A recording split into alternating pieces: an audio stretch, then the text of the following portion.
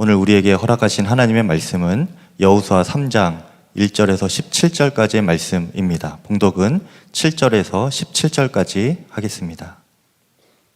주님께서 여호수아에게 말씀하셨다.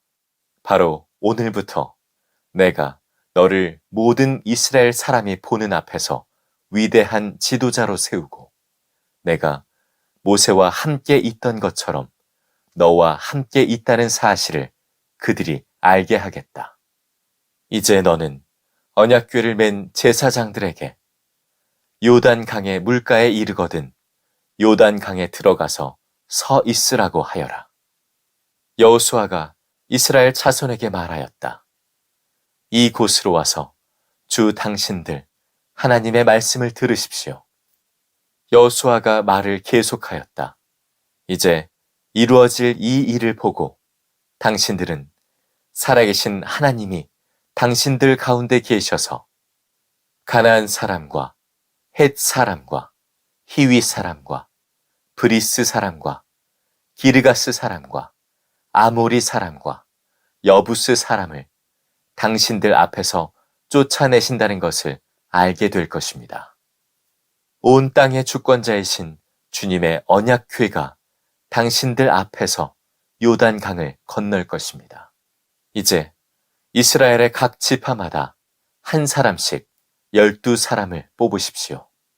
온 땅의 주권자이신 주님의 궤를 맨 제사장들의 발바닥이 요단강 물에 닿으면 요단 강물, 곧 위에서부터 흘러내리던 물줄기가 끊기고 둑이 생기어 물이 고일 것입니다. 백성이 요단강을 건너려고 자기들의 진을 떠날 때에 언약궤를 맨 제사장들이 백성 앞에서 나아갔다.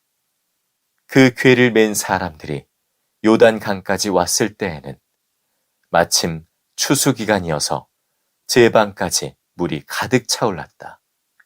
그 궤를 맨 제사장들의 발이 요단 물가에 닿았을 때에 위에서부터 흐르던 물이 멈췄다.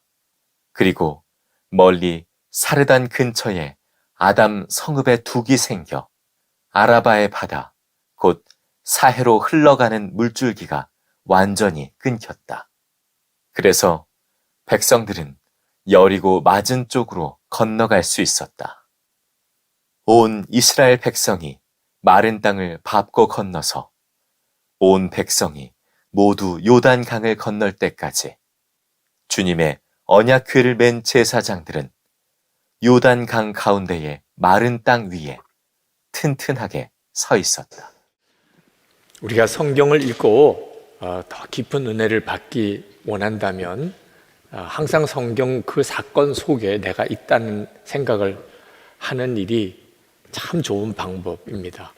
오늘 우리는 너무나 유명한 이스라엘 백성이 요단강을 건너는 사건이 있는 여호수아 3장을 함께 은혜를 나눌 때 동일하게 여러분이 그때 요단강 동쪽편에 있었던 이스라엘 백성들 안에 여러분이 서 있으면서 또 요단강을 실제로 건너는 무리들 속에 있다는 상상을 하면서 한번 오늘 말씀에 귀 기울여 보시기를 바랍니다.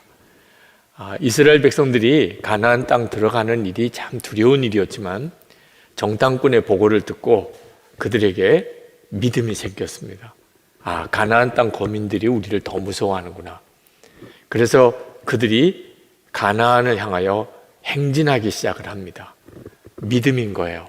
믿음은 우리를 움직이게 만듭니다. 믿는 쪽으로 가게 만드는 거죠. 그러나 그들 앞에 어떤 군사가 서 있었던 것도 아니고 또 여호수아가 맨 앞장서서 간 것도 아니었고요. 그들이 처음 가보는 길, 요단강을 지나 가나안 땅으로 들어가는 그 길을 갈 때 맨 앞에 언약궤를 맨 제사장들을 맨 앞에 세웠습니다. 그 말은 우리는 갈 길을 알지 못하지만 하나님의 약속을 붙잡고 갑니다. 그런 신앙 고백이었던 거죠. 그들이 가나안 땅을 향하여 가는데 앞에 이제 요단강이 펼쳐집니다. 요단강을 건너야 가나안 땅인 거예요. 그런데 요단강이 물이 가득했습니다. 그 시기가 보리 추수 때여서 비가 많이 오는 계절이었고, 그래서 요단강에 물이 그 제방 뚝까지 가득했다고 그랬습니다. 건널 수 없다는 뜻입니다. 물론 장정들 중에는 헤엄을 잘 치는 사람은 건널 수 있겠지만 노약자, 어린아이들 건널 수 없는 대물이었던 거죠. 자, 그때 하나님께서 여호수아에게 다시 한번 약속하십니다. 7절 말씀에 보면 내가 모세와 함께 있던 것처럼 너와 함께 있다는 사실을 그들이 알게 하겠다. 그러면서 그 요단강을 건너라는 겁니다. 언약궤를 맨 제사장들이 그 물이 제방까지 차서 흐르는 그 요단강에 발을 내디디라는 거예요. 그러면 요단강이 그 물이 마르겠다. 흐름이 그치겠다. 하나님이 그렇게 하시겠다고 약속하셨어요. 언약궤를 맨 제사장들에게 여호수아가 그렇게 명령합니다. 요단강에 발을 내디디라. 그리고 제사장들이 순종의 걸음을 내디딥니다. 그때 요단강이 정말 딱 그치는 거예요. 그 강물 흐름이 그쳐버리는 겁니다. 그리고 마른 땅이 되고, 그래서 이스라엘 백성들이 요단강을 건넙니다. 자, 하나님께서 요단강을 건널 때 왜 이런 방법을 쓰셨을까 하는 질문이 생기게 됩니다. 이유는 이제부터 이스라엘 백성들이 가나안 땅에 들어가서 그들이 가나안 족속을 다 내어 쫓는 과정에서 꼭 이와 같이 해야 하기 때문에 그렇습니다. 하나님의 말씀에 철저하게 순종의 걸음을 디디면 반드시 하나님이 그 이스라엘 백성과 함께 하시고 그 가나안 족속을 다 내어 쫓아 주시겠다는 겁니다. 10절에 이렇게 말씀했습니다. 여호수아가 말을 계속하였다. 이제 이루어질 이 일을 보고 당신들은 살아계신 하나님이 당신들 가운데 계셔서 가나안 사람과 헷 사람과 히윗 사람과 브리스 사람과 기르가스 사람과 아모리 사람과 여부스 사람을 당신들 앞에서 내어 쫓아내신다는 것을 알게 될 것입니다. 사실 이스라엘 백성들은 요단강을 건널 필요도 없이 아주 수월하게 벌써 일찍 38년 전에 가나안 땅 들어갈 수 있었어요. 이스라엘 백성이 홍해를 건널 때 그때는 이스라엘 백성이 할 일이 아무것도 없었습니다. 모세가 이스라엘 백성들에게 이렇게 지시했어요. 출애굽기 14장 13절에 너희는 두려워하지 말고 가만히 서서 여호와께서 오늘날 너희를 위하여 행하시는 구원을 보라. 이스라엘 백성들에게 있어서의 믿음은 그냥 가만히 있는 것이었어요. 그래서 하나님이 하신 일을 보기만 하면 되는 것이었습니다. 이것이 홍해를 건너는 믿음의 역사였어요. 우리에게도 이와 같이 우리가 아무것도 하지 않고 그저 가만히 서서 하나님이 하시는 일을 보기만 하는 믿음이 필요합니다. 예수님의 십자가의 구원의 은혜, 우리가 할 일이 뭐가 있나요? 우리는 그냥 하나님이 하신 이 엄청나고 놀라운 십자가의 은혜를 바라보며 믿기만 하면, 그러면 우리는 다 구원받습니다. 홍해를 건널 때 그렇게 하셨어요. 그리고 이스라엘 백성들이 이제 광야로 들어가서 2년이 지나고 그들이 가나안 땅에 가장 가까이 갑니다. 가데스 바네아라는 곳에, 그게 가나안 땅과의 접경입니다. 가장 빠른 길로 가면 그 길로 들어가면 되는 거예요. 2년 만에 가나안 땅에 들어가는 겁니다. 하나님께서 이스라엘 백성들에게 명령해요. 신명기 1장 21절에 주저하지 말고 두려워하지 말고 약속한 그 땅을 차지하라. 이제 가나안 땅에 발만 내디디면 하나님이 그 땅을 주시겠다는 거예요.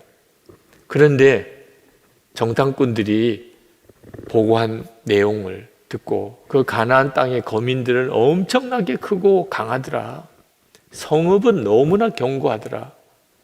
우리는 메뚜기 같더라. 그 말에 그만 이스라엘 백성들이 간담이 녹아서, 아니 그냥 그 땅에 들어가기만 하면 되는데 홍해를 가르신 것처럼 들어가기만 하면 그 땅을 주시겠다는데 그걸 못한 거예요.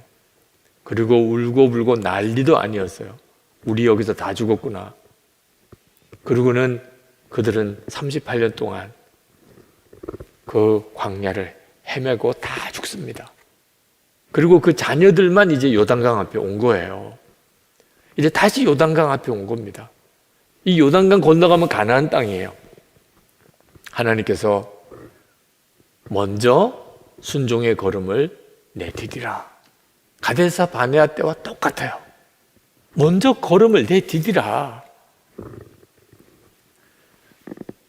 하나님께서 이스라엘 백성들에게 너희들이 나를 정말 믿고 순종의 걸음을 내디디면 가나안 땅은 너희들의 것이라. 그러나 순종하지 않으면, 순종할 수 있는 믿음이 없으면 가나안 땅은 약속만 받았지 누리지 못한다는 거죠. 여러분, 이건 그대로 우리들의 문제예요. 우리들에게도 가나안 땅이 있고 요단강이 있습니다. 우리는 구원받는 것은 전적으로 정말 가만히 하나님이 하시는 일을 지켜보기만 하고 받아들이기만 하면 되는 믿음으로 구원받았어요. 예수님께서 십자가에 죽으시고 사흘 만에 부활하셨습니다. 그 예수님이 나의 구주인 걸 믿기만 하면 우리는 구원받아요. 그러나 약속하신 가나안의 축복은 이제부터 순종의 믿음으로 주님을 따라가야 됩니다. 안타깝게도 예수님의 십자가의 은혜의 구원을 믿는다고는 하면서 순종할 믿음이 없는 성도들이 너무 많아요. 여러분은 하나님께서 뭘 말씀하시든지, 하나님께서 여러분에게 뭘 요구하시든지, 하나님께서 여러분에게 어떤 명령을 내리시든지 순종하고 있습니까? 여러분이 가나안의 축복을 실제로 누리고 있는지 아닌지는 거기서 결정나는 거예요. 요단강을 건너야 가나안입니다. 순종의 걸음으로 요단강이 갈라지는 은혜를 체험해야 가나안 땅에 들어가는 거예요. 그런데 은혜는 받고 싶은데 순종은 없다면 여전히 가나안 건너지도 못하고 있는 겁니다. 맹인이면서도 아프리카에 선교사로 가 계신 안정규 선교사님이라고 계십니다. 케냐에 계셔요. 그 선교사님 말씀을 들으면서 참 도전받은 게 있습니다. 아프리카 그 원주민들, 여러분도 다 아마 한 번쯤은 보셨을 겁니다. 그들의 예배는 얼마나 열정적이고 뜨거운지, 우리처럼 이렇게 가만히 앉아서 예배를 못 드리는 사람들이더라. 춤을 추면서 찬송하고 몇 시간씩 그렇게 예배를 드리는 그 사람들이 처음에는 너무너무 믿음이 좋은 줄 생각했대요. 그런데 가만히 그들과 함께 지내면서 보니까 아니, 그들 중에는 살인자도 있고 강도도 있고 그렇더래요. 사람이 살다가 보면 정말 기가 막힌 어떤 사연이 있어서 사람 죽이는 일도 있을 수는 있죠. 그런 사람도 예수 믿고 구원 받아야 되죠. 그런데 매주 죽이는 건 좀 문제가 있잖아요. 아니, 어쩌다가 남의 것 훔칠 수도 있긴 해요. 하나님 앞에 나와서 회개하고 정말 그런 사람도 거듭나서 예수 잘 믿는 사람도 있지요. 근데 매주 강도면 좀 곤란하죠. 매주 사람 죽이고 매주 강도짓하고 그리고 주일에 교회 와서 예수님의 보혈로 나를 씻어주세요. 처음에는 그 믿음이 귀해 보이더니 나중에는 너무 가증해 보이는 거예요. 그래서 설교 시간에 오늘은 예수님의 보혈 다 떨어졌다고 그래요. 그랬더니 얼마나 당황스러워하는지, 그러면 뭐가 남았냐고, 이제는 여러분을 십자가에 못 박을 몸만 남았다고, 뭐 그런 설교를 하실 수밖에 없었다고 하는 이야기를 들었는데, 우리가 다 참 어처구니 없는 이야기인 것 같아도 그 아프리카에 있는 원주민이나 우리나 정도의 차이만 있을 뿐이지 사실 크게 다를 바가 없어요. 우리가 매주일 교회 와서 회개하고 주님의 보혈로 정결함을 받은 게 그게 진짜 믿음이라면 그러면 달라져야죠. 매번 똑같은 죄를 회개해요. 매번. 지난주에 회개했던 그 죄 오늘도 회개하고, 한 달 전에 회개했던 그거 지금도 또 회개하고.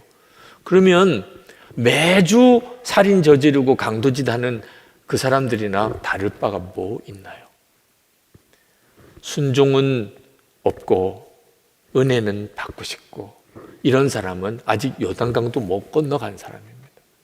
그러니까 가나안 땅의 축복이 듣기만 들었지 실제로 누려지지 않는 겁니다. 하나님의 사람들은 다 순종의 걸음으로 요단강을 건넌 사람들이에요. 순종의 걸음으로 요단강을 건너지 못한 사람이 하나님의 사람일 수가 없어요. 아브라함이 75세에 하나님을 만나고, 그리고 내 고향 아비 친척의 집을 떠나서 내가 너에게 지시할 땅이에요. 어디라고 말씀도 안 하셨어요. 가다가 보면 여기다 이렇게 할 테니까 떠나라. 참 순종하기 어렵죠. 그런데 아브라함은 순종의 걸음을 내디디고 떠납니다. 순종의 걸음으로 요단강을 건넌 거예요. 그때 이미 아브라함은 순종의 걸음으로 요단강을 건넌 겁니다. 그러니까 복의 조상으로서의 삶을 산 거예요. 80세의 모세는 하나님을 만났어요. 하나님의 말씀에 따라 바로 왕에게 가서 내 백성 이스라엘 백성을 다 해방시키라, 내어놓아라, 이런 말을 담대하게 바로 왕 앞에 가서 하게 됩니다. 순종의 걸음으로 요단강을 건넌 거예요. 그러니까 그렇게 할 수 있었던 겁니다. 우리도 똑같습니다. 우리가 예수님을 믿고 정말 구원을 받았다면 순종의 걸음으로 요단강을 건너는 역사가 반드시 우리에게 있어야 합니다. 그러면 하나님과 동행하는 정말 놀라운 삶을 사는 가나안의 축복을 누리게 됩니다. 전통적으로 가나안 땅은 죽어서 가는 천국이라고들 기독교에는 생각을 해왔어요. 요단강을 건넌다는 것은 죽음을 의미하는 거라고 생각해 왔습니다. 그래서 우리가 성도의 장례식에 가면 장례식 찬송가 중에 며칠 후 요단강 건너가 만나리, 그런 찬송을 부르잖아요. 사람이 죽으면 요단강을 건너가는 거고, 그러고 나면 영원한 천국이 있다, 그런 정도로만 이해를 하고 있어요. 여러분, 실제로 그렇지 않습니다. 아주 틀렸다고는 할 수 없지만 정확하지가 않아요. 예수를 믿은 우리에게도 다 가나안의 축복이 약속되어 있는데, 그 가나안의 축복은 하나님이 왕이신 하나님의 나라를 의미해요. 우리 모두가 다 누리는 거예요. 죽고 난 다음에 가는 천국만 아닙니다. 예수님이 재림에 오실 때 이 세상에 이루어지는 것이 하나님의 나라지만, 누구든지 예수를 믿는 그때부터 그의 삶은 하나님의 나라의 시작입니다. 예수님이 왕이신 삶을 살면, 예수님과 친밀히 동행하는 삶을 사는 것이 그대로 하나님의 나라예요. 그럼 요단강은 뭐죠? 우리에게 있어서 요단강은 뭡니까? 나는 죽고 예수로 사는 거예요. 요단강은 죽음을 의미하죠. 우리 자신의 옛사람이 예수님과 함께 죽었음을 정말 믿는 것, 그게 바로 완전한 순종을 말하는 겁니다. 우리가 이렇게 믿으면 예수 믿는 삶은 정말 놀라운 삶이에요.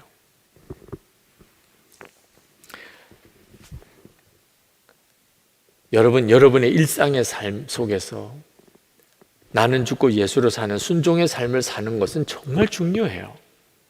여러분, 일상의 삶 절대로 우습게 생각하면 안 됩니다. 칼빈은 이 세상은 하나님의 극장이라고 이런 표현을 썼는데, 실제로 우리의 매일매일의 삶은 하나님의 극장과도 같아요. 하나님이 만드시고 연출하시고 하나님이 모든 것들을 배역을 정하시고 하나님의 스토리를 써가는 정말 기가 막히는 하나님의 극장이에요. 제 삶도 여러분의 삶도 어제나 오늘이나 내일이나 우리는 매일같이 하나님의 드라마를 보는 거예요. 하나님의 극장을 보는 거예요. 이게 하나님의 계획이에요. 예수님을 믿고 우리가 이런 삶을 살도록 하나님이 디자인하신 거예요. 아침에 눈을 뜰 때 정말 하루가 기대가 되는 거예요. 기가 막힌 오늘 하나님의 한편의 어떤 연극을 보는 거죠. 그런데 안타깝게도 실제로 그렇게 매일 하나님의 극장을 보는 감격을 누리는 성도는 너무 드물어요. 예수를 믿기는 했는데 여전히 매일매일의 삶은 두려움과 혼란, 낙심, 염려로 점철되어져 있어요. 코로나19 때문에 더 그런 점이 우리 가운데 더 짙게 드려져 있어요. 매일매일이 두려워요. 매일매일이 혼란스러워요. 여러분, 요단강 강물에 발을 처음 디딜 때 제사장들의 심정은 어땠겠어요? 지금 강둑까지 물이 가득 차 있어요. 거기에 먼저 발을 내디디라는 거예요. 그때 제사장들은 얼마나 두렵기도 하고 얼마나 갈등도 되고 얼마나 혼란스럽기도 하고 그들의 마음이 얼마나 어려웠겠어요. 지금 여러분들이 살아가는 삶이 그렇게 두렵고 염려가 되고 혼란스럽습니까? 그럼 여러분은 지금 요단강 앞에 있는 거예요. 지금 여러분 앞에는 요단강이 흐르고 있는 겁니다. 여호와의 법궤를 짊어졌던 제사장들이 똑같은 경험을 했던 거예요. 그런데 그들은 순종의 한 걸음을 내디뎠어요. 그리고 역사가 일어난 겁니다. 깜짝 놀라는 일이 벌어진 거예요. 요단강이 그쳤어요. 마른 땅이 열렸어요. 그리고 법궤를 메고 강 한복판에 서서 이스라엘 백성이 다 지나가는 것을 보았어요. 지금 우리들이 그와 같은 하나님의 인도하심을 받고 있는 거예요. 순종의 걸음이 필요해요. 여러분, 농부가 봄에 씨를 뿌릴 때 만약에 농부가 눈에 보이는 것이 전부라고 생각했다면 씨 뿌릴 농부가 한 사람도 없어요.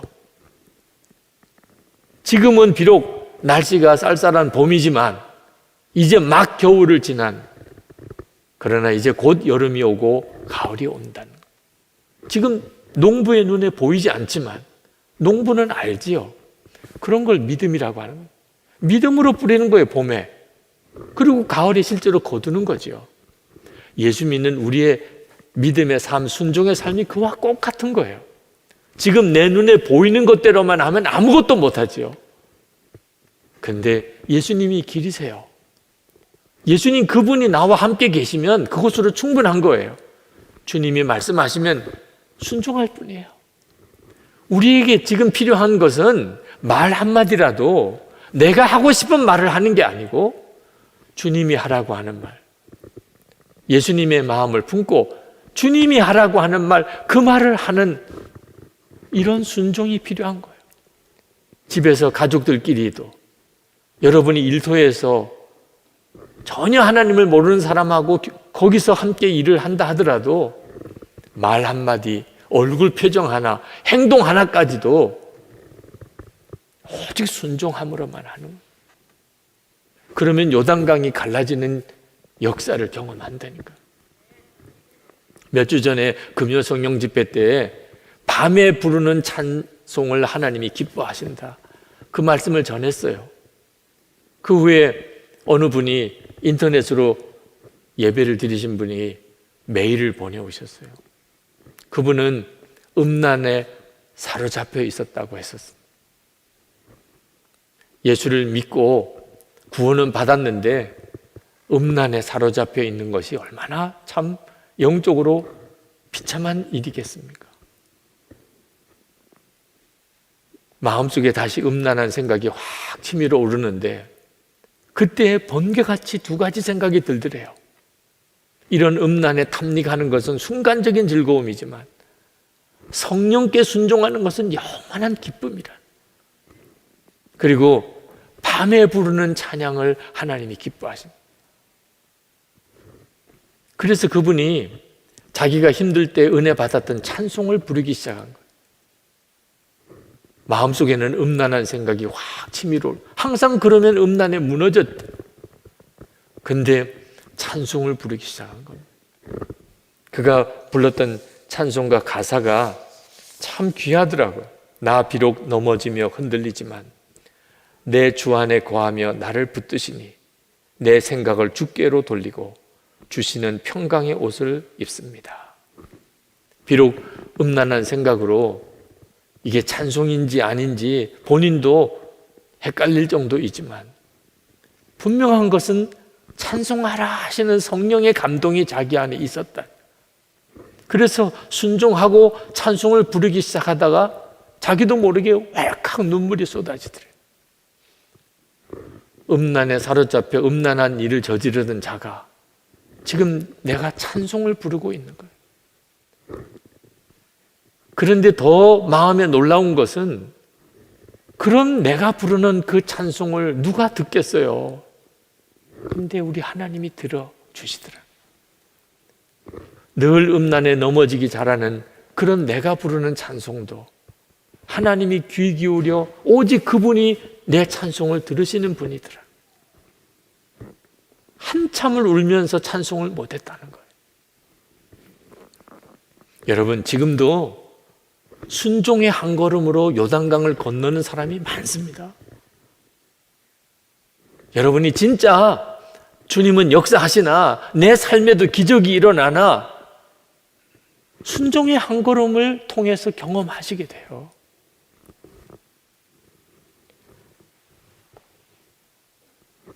여러분은 순종의 걸음으로 요단강을 걷는 사람입니까? 성경은 남의 이야기가 아니라니까요.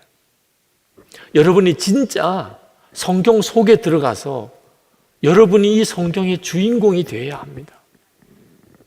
나는 요단강을 건넌 사람일까? 완전한 순종의 결단으로 나는 죽고 예수로 산다고 고백하면서 하나님이 주시는 마음이 있으면 어떻게 해서든지 그 말씀에 순종해 보려고 한다면 여러분은 지금 요단강을 건너고 있는 거예요. 그리고 여러분의 삶 속에는 정말 수많은 간증들이 있을 겁니다. 그러나 순종의 결단이 없으신 분들은 홍해처럼 뭐 다 갈라지고 나면야 그러면 지나가긴 하겠지만 이런 분들은 가데스 바네아에서처럼 들어가기만 하면 주겠다고 해도 못 들어가요. 대학에서 가르치는 교수였는데 큰 교통사고를 만난 집사님이 계십니다. 그 사고 처리와 또 건강의 회복 때문에 대학에서 가르치는 일을 하지 못하고 개인적인 강의나 상담하고 계시는 집사님이신데 믿음이 정말 귀하세요. 그 어려운 시기를 지나면서 정말 생명의 주님을 붙잡았어요. 기도로만 살아요. 그리고 주님의 말씀이라면 무조건 순종의 삶을 살아요. 제 아내가 그 집사님의 강의를 참 은혜를 많이 받고 미국에 계신 어떤 분이 생각이 났더래요. 그분에게 이 말씀이 꼭 필요할 것 같아서 그 강의 녹음 파일을 그 미국에 있는 분에게 보내드렸습니다. 미국에 있는 그분이 그 다음날 전화가 왔어요. 너무 은혜를 받았다는, 정말 나에게 주시는 말씀이었다는. 그런데 말씀을 들으면서 그분의 간증을 쭉 듣다가 내가 이분에게 재정적으로 좀 후원을 해드려야 되겠다. 그런 마음의 감동이 있어서 순종해야 되겠다. 그런 마음이 들어 송금을 했다는 겁니다. 제 아내가 이건 하나님이 하시는 일이구나 그렇게 느끼고 그 집사님을 찾아갔어요. 이렇게 해서 당신의 강의 파일을 보내드렸는데 그분이 당신에게 보내라고 돈을 송금해 왔습니다. 우시더래요. 눈물을 흘리면서 우시더래요. 그분이 아들이 있는데 대학을 다닙니다. 그 등록금을 마련해 줘야 되는데 형편이 쉽지 않으니까 분납으로 등록금을 납입을 했는데 이번에 납입해야 될 그 등록금만큼의 돈을 모아둔 돈을 하나님이 어떤 어려운 사람에게 주라고 하시더래요.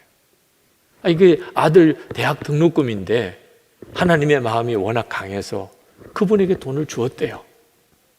그분은 재정적으로 굉장한 시련을 겪고 있는 분인데 하나님에 대한 원망이 가득한 분이었습니다. 하나님이 기도를 해도 응답을 안 해주신다. 주변에 자기 일가 친척들 아무도 도와주는 사람이 없다는 것. 완전히 믿음이 낙심 상태에 빠져 있는 분. 그분을 보고 안 도와줄 수가 없더래요. 그래서 자기가 가지고 있는 것을 다 그분에게 드렸습니다. 그분은 이것이 그 집사님의 아들의 대학 등록금인 줄은 모르지만 그 집사님이 가진 모든 것이라는 건 알아요. 그리고 이분의 마음이 녹아졌어요. 하나님이 아주 나를 버리신 게 아니구나. 내 형편을 모르시는 게 아니구나. 그래서 믿음이 회복이 되셨어요.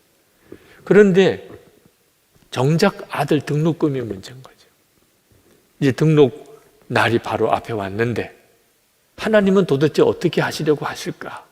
그리고 기다리고 있는 차에 미국에 있는 분이 당신을 도우라고 돈을 보냈다고 왔는데 꼭 도왔던 그 돈이에요. 그래서 우시는 거예요. 주님께 순종했더니 한 영혼을 주님이 회복시키시고 그리고 나에게는 정말 기가 막힌 재정의 간증을 하나님이 주셨다고. 여러분 지금도 동일하게 주님은 우리가 순종의 걸음을 통하여 요단강이 갈라지는 체험을 하게 하십니다. 저에게 있어서 요단강을 건넌 순종의 체험이 있어요. 저는 목사가 되는 일이 영 마음의 기쁨이 아니었어요. 목사 안수 받을 때 정말 도살장에 끌려가는 소 같은 느낌이었어요. 그런 순종도 순종일까요? 그런데 그 순종으로 주님은 저를 여기까지 쓰고 계세요. 제가 나는 죽고 예수로 사는 십자가의 복음을 깨달았을 때 그 설교할 자신이 없었어요. 도대체 그 설교를 드러낼 교인이 있을까? 나는 그렇게 살고 있나? 예수님과 온전히 동행하라. 매일 일기를 쓰면서 주님과 동행하는 삶을 살라. 그때도 그것을 교인들에게 설교하기가 참 조심스러웠어요. 도대체 지금 세상에 누가 일기 쓰라고 하면 일기를 쓰겠냐 말이에요. 얼마나 많은 교인들이 그걸 따라 하겠냐 말이에요. 이게 말도 안 되는 것, 해도 되지도 않을 것, 이거 해야 되나? 그러나 정말 건널 수 없을 것 같은 요단강 같았지만 순종의 한 걸음을 내딘 것 때문에 요단강이 갈라지는 체험을 한 거예요. 제가 처음 예수 동행 일기다운 일기를 처음 쓰게 된 날, 그전에도 일기를 안 쓴 건 아니지만 항상 주님을 바라보는 일기를 쓴 날이 2010년 4월 27일 화요일이에요. 어제 그 일기를 찾아 읽어보았습니다. 예수님만 생각하는 일기를 쓰기 시작하다 교회 교육자들과 다 함께 해보고 싶지만 내가 먼저 시작하여 가능성을 보기로 했다. 마귀가 나의 생각을 장악하려고 지긋지긋하게 역사한다. 쓸데없는 생각, 공상, 쓰레기 같은 생각들로 역사함을 느낀다. 어제부터 계속하여 생각날 때마다 예수님이 나의 왕이심을 고백하였다. 내가 할 수 있는 것은 오직 이것뿐이다. 나의 목표는 예수님께만 집중하는 일을 중단하지 않고 지속하는 것이다. 이것이 프랭크 로바우 선교사로부터 도전받은 것이다. 일기를 쓰기 시작한 것만 가지고도 마음 안에서부터 기쁨이 있다. 12년 전이에요. 2010년 4월 27일 그날 예수 동행일기를 처음 쓰는 그 순종의 한 걸음 때문에 지금 이렇게 제가 있는 거예요. 순종의 한 걸음이 있어야 그래야 역사가 있는 거거든요. 여러분 지금 여러분의 형편과 처지가 대단히 두렵고 막막하고 한 걸음 내디디기도 어려울 정도로 혼란스럽습니까? 여러분 앞에 요단강이 있는 거예요. 그러나 그 요단강은 여러분을 좌절시키려고 있는 게 아니에요. 그 요단강을 건너면 가나안 땅인 거예요. 여러분에게도 이스라엘 백성과 동일한 체험을 주시려고, 순종의 걸음으로 요단강이 갈라지는 그 간증을 여러분에게 주시려고, 그리고 이제부터는 그렇게 순종의 삶을 살면서 주님과 동행하는 삶을 살게 하시려고, 하나님의 나라의 삶을 여기서부터 살게 하시려고, 그래서 요단강이 있는 거예요. 우리 한 걸음의 순종, 그건 할 수 있잖아요. 한 걸음의 순종이에요. 말 한마디도 주님이 하라고 하는 대로만 하겠다. 내가 돈 1,000원을 써도 내가 주님이 하라는 대로 쓰겠다. 내가 시간 한 10분을 사용해도 내가 주님이 하라는 대로 사용하겠다. 그건 해볼 수 있잖아요. 그 다음엔 주님이 어떻게 하시느냐. 우리 다 정말 요단강을 다 건넙시다. 그리고 진짜 가나안의 삶을 한번 살아보십시오. 이 시간에 우리 같이 기도하겠습니다. 하나님, 제가 이스라엘 백성의 제사장들 언약궤를 메고 순종의 걸음을 요단강 그 강물 속에 디딘 것처럼 저도 순종의 걸음을 디디겠습니다. 주님을 바라보고 주님을 진짜 믿고 약속을 붙잡고 제가 순종의 삶을 살겠습니다. 말 한마디도 그렇게 하겠습니다. 얼굴 표정조차도 순종의 삶을 살겠습니다. 주님, 저를 이끄소서. 요단강을 건너게 하시고 가나안 땅의 삶을 살게 하여 주시옵소서. 우리 다 같이 동성으로 기도하겠습니다. 오늘 우리에게 주시는 하나님의 말씀은 히브리서 5장 7절에서 10절 말씀입니다. 그는 육체에 계실 때 자기를 죽음에서 능히 구원하실 이에게 심한 통곡과 눈물로 간구와 소원을 올렸고 그의 경건하심으로 말미암아 들으심을 얻었느니라. 그가 아들이시면서도 받으신 고난으로 순종함을 배워서 온전하게 되셨은즉 자기에게 순종하는 모든 자에게 영원한 구원의 근원이 되시고 하나님께 멜기세덱의 반차를 따른 대제사장이라 칭하심을 받으셨느니라. 아멘. 하나님의 말씀입니다.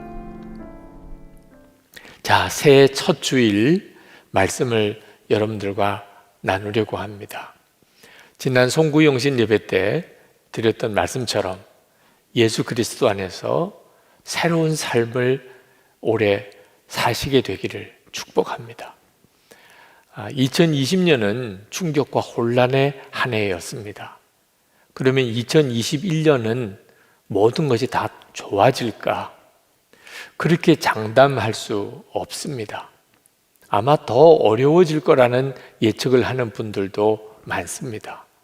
그러므로 새해 여러분의 삶에 모든 일이 다 잘 되고 편안하게 되기만 축복할 수도 없는 심정입니다. 자, 이와 같은 때에 우리에게 필요한 것은 우리가 상황과 형편이 좋아지기를만 기다리는 것이 아니고 우리 자신이 영적으로 강해져야 합니다. 우리가 영적으로 강해진다는 것은 하나님의 인도하심을 받으며 사는 겁니다. 어떤 상황에서도 하나님의 인도하심만 받으며 살 수 있다면 상황이 어려워지는 일 또는 예상치 못했던 큰 문제가 생기는 일이 있다 하더라도 두려워할 이유가 없는 거죠. 우리가 하나님의 인도하심을 받기 위하여 우리에게 정말 필요한 것이 하나님께 순종하는 것입니다. 하나님의 인도하심을 받으려면 하나님의 뜻을 아는 것만으로 충분하지 않습니다. 하나님의 뜻을 알되 순종하는 자리까지 갈 수 있어야 하나님의 인도하심을 받는 거죠. 그러므로 2021년 새해 오직 순종만 하며 살리라 하는 분명한 결단이 여러분에게 있게 되기를 축복합니다. 키르케고르는 예수님의 찬미자가 되는 것은 예수님의 추종자가 되는 것보다 훨씬 쉽다, 그런 말을 했습니다. 하나님께서 오늘 우리에게 원하시는 것은 하나님을 찬송하는 것만 아닙니다. 훨씬 더 중요한 것은 하나님께 온전히 순종하는 것입니다.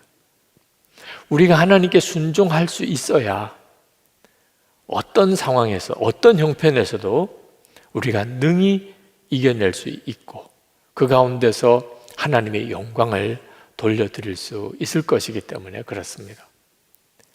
우리의 삶은 하나님께 순종하는 것에 달려서 엄청나게 달라집니다.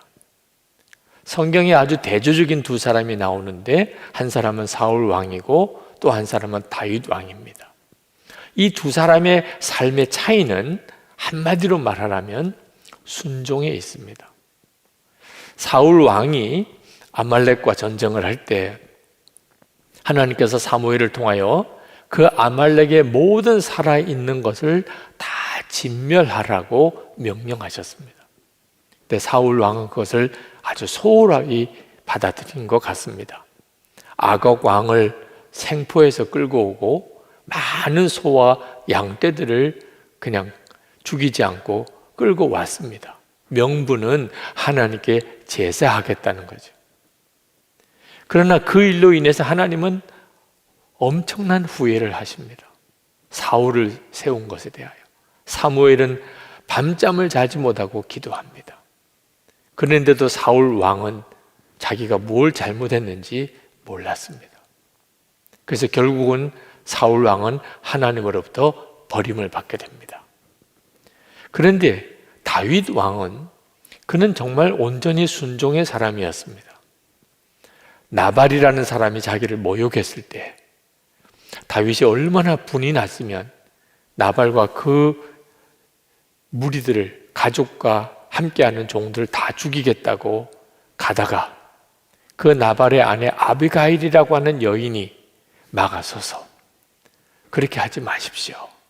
그것은 앞으로 당신이 잘 될 때에 큰 흠집이 될 것입니다. 그 말을 듣고 그걸 하나님의 말씀으로 알아듣고 돌이킵니다. 사람이 화가 잔뜩 났을 때 그렇게 돌이킬 수 있다는 일이 쉬운 일입니까? 다윗이 사울 왕이 자기를 죽이려고 그렇게 군사들을 동원하여 수색하고 찾아다닐 때 오히려 다윗이 사울을 죽일 수 있는 기회가 2번이나 있었습니다. 그러나 하나님이 허락하지 않는다고 깨닫고 죽일 수 있는데도 2번이나 다 살려줍니다. 그 결과는 다윗이 짐승처럼 쫓겨 살아야만 했었음에도 다윗은 하나님께 순종합니다. 밧세바와 사이에서 첫 아들이 태어났을 때 그 아들이 죽어가는 겁니다. 다윗이 하나님께 그 아이를 살려달라고 식음을 전폐하고 기도했습니다. 그러나 하나님은 그 아들을 결국은 데려가십니다. 그 일을 알고 난 다음에 식음을 전폐하고 기도하던 다윗이 일어나서 세수하고 그리고 음식을 먹었다고 그랬습니다. 하나님이 결정하셨으면 그러면 순종해야지. 그런 마음을 가지고 있었던 겁니다. 다윗 흠이 있었던 사람입니다. 큰 죄도 지었습니다. 그럼에도 불구하고 하나님이 다윗을 그렇게 쓰실 수 있었던 것은 그는 어떻게 해서든지 하나님께 순종하려고 했던 사람이었기 때문에 그렇습니다. 2021년 다윗처럼 하나님께 순종하고 또 순종하며 살아봅시다. 그것이 어떤 해가 될지라도, 우리에게 어떤 일이 일어날지라도 우리가 살 길입니다. 많은 분들이 순종이 어렵다고 생각합니다. 여러분, 이것은 정말 착각입니다. 순종이 어려운 게 아니고 불순종이 참으로 두려운 것입니다. 에베소서 5장 6절 말씀에 하나님의 진노가 불순종의 아들들에게 임하나니, 불순종은 하나님의 진노를 부르는 것입니다. 그러므로 순종이 어렵다는 생각을 버려야 됩니다. 그러나 여러분 중에는 순종하고 싶어도 순종이 안 된다고 생각하는 분들이 있으실 겁니다. 믿음부터 잘못된 것입니다. 제가 몇 해 전에 중국 상해에서 열리는 유학생 수련회 코스타에 참여했었습니다. 600명이 넘는 중국 유학생들이 몰려와서 큰 은혜를 받았습니다. 시간 하루하루가 정말 놀라운 은혜였는데 마지막 폐회 예배를 준비하는데 깜짝 놀랐습니다. 그 은혜 받은 유학생들이 코스타가 끝나고 나면 얼마 안 가서 다시 예전처럼 돌아갈 것이라고 생각하고 있는 겁니다. 저는 충격을 받았습니다. 그것이 믿음이니까요. 믿음이 그러니까 그렇게 되는 겁니다. 은혜를 아무리 많이 받아도 나는 얼마 안 가면 예전처럼 돌아갈 거야. 여러분, 지금 여러분이 그렇지 않습니까? 2021년은 정말 새로워질 것 같습니까? 하나님께 온전히 순종하는 삶을 살 수 있을 것 같습니까? 아니면 올해라고 뭐 특별할 게 있겠어? 예년과 똑같겠지. 여러분은 지금 어떤 생각을 하고 있습니까? 여러분의 그동안의 경험이 여러분의 믿음이 되어버린 겁니다. 여러분, 우리는 우리 자신을 믿고 사는 사람이 아니지 않습니까? 하나님을 믿지 않습니까? 우리는 할 수 없지만 하나님은 하실 수 있지 않겠습니까? 마태복음 19장 26절에 예수께서 그들을 보시며 이르시되 사람으로는 할 수 없으나 하나님으로서는 다 하실 수 있느니라. 우리는 우리 자신이 안 됐다고, 그동안에 내 경험이 실패였다고 그걸 믿음으로 취하면 안 됩니다. 누구 말을 들어야 될지를 결단해야 됩니다. 하나님의 말씀입니까? 여러분의 내면의 소리입니까? 다른 사람들이 하는 말입니까? 우리가 붙잡아야 될 것은 하나님의 말씀입니다. 분명히 성경은 예수 그리스도께서 우리의 구원이 되시고 우리의 거룩함이 되시고 우리의 이김이 되신다고 말씀하셨습니다. 고린도전서 1장 30절에 너희는 하나님으로부터 나서 그리스도 예수 안에 있고 예수는 하나님으로부터 나와서 우리에게 지혜와 의로움과 거룩함과 구원함이 되셨으니, 우리의 지혜와 의로움과 거룩함과 구원함은 예수 그리스도 그분이십니다. 고린도후서 2장 14절 말씀에 항상 우리를 그리스도 안에서 이기게 하시고 우리로 말미암아 각 처에서 그리스도를 아는 냄새를 나타내시는 하나님께 감사하노라. 그리스도 안에서 우리를 이기게 하시는 분이 하나님이시라는 겁니다. 하나님의 말씀을 붙잡아야 합니다. 이스라엘 백성들이 홍해를 갈랐습니까? 하나님이 하신 것이지 않습니까? 제자들이 오병이어의 기적을 일으키신 겁니까? 예수님이 하신 것이지 않습니까? 우리가 기도하고 사랑하고 순종하는 것, 우리 힘으로는 안 되는 일입니다. 그러나 주님이 하실 수 있지 않습니까? 2021년 오직 순종만 하며 살리라. 주님을 바라봐야 됩니다. 우리로 하여금 하나님의 뜻, 하나님의 인도하심에 순종할 수 있게 해주시는 분은 예수님 그분이십니다. 새해가 되어서 이렇게 살리라, 저런 일을 할 것이다 결심하는 일, 항상 우리를 좌절시킵니다. 실제로 그렇게 살아보아도 우리가 생각했던 그런 좋은 결과가 나오지는 않습니다. 여러분, 이제는 진짜 순종이 무엇인지, 우리가 정말 순종하는 가장 중요한 핵심이 무엇인지 아셔야 됩니다. 예수님을 바라보는 겁니다. 예수님을 바라보는 것이 모든 순종의 핵심입니다. 에베소서 5장 10절에 이렇게 말씀했습니다. 주를 기쁘시게 할 것이 무엇인가 시험하여 보라. 2021년 여러분 한 가지만 분명하게 순종하십시오. 주님이 기쁘시게 할 것이 무엇인가? 항상 그것만 생각하고 사는 겁니다. 그러면 모든 순종이 다 거기에 다 포함됩니다. 예수님은 하나님께 죽기까지 복종하신 분입니다. 히브리서 5장 8절 오늘 본문 말씀에 8절 9절에 보면 그가 아들이시면서도 받으신 고난으로 순종함을 배워서 온전하게 되셨은즉 자기에게 순종하는 모든 자에게 영원한 구원의 근원이 되시고, 예수님 자신이 고난 앞에서 하나님께 순종하신 분으로 예수님에게 순종하는 자의 구원의 근원이 되셨다는 거예요. 주님은 하나님께 순종하고 우리는 주님께 순종하고, 그래서 우리의 구원이 온전해지는 거죠. 빌립보서 2장 6절에서 8절의 말씀입니다.